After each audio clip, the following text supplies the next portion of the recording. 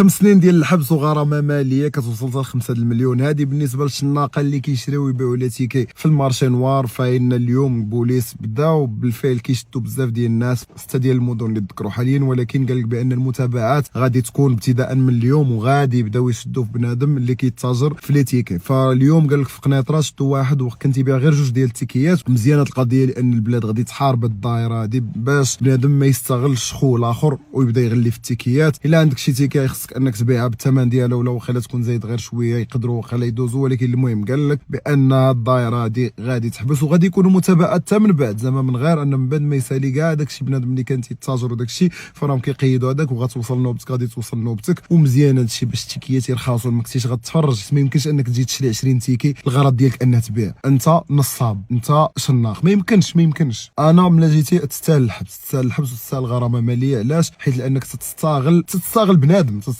نيشان. هادشي اللي كاين. ما غتفرجش اخويا، ما تشريش نيشان، اتفرج انت شري صافي، شري ليك، شري 2 كاع مالك. كيفاش 20 اعصاب؟ واش الدوله اللي منظمه هادشي كامل وكتبيع تيكي ب 150 درهم تربح 150 درهم في التيكي، انت باغي تبيعو ب 1700 درهم ولا 2000 درهم ولا 2500 درهم؟ انت واش شنو؟ ما فهمتش. باغي تشري 20 تيكي باغي تربح فيهم 3 المليون. كيفاش هاد الهضره هادي؟ 3 المليون في الماتش؟ مالك بحالك مالك.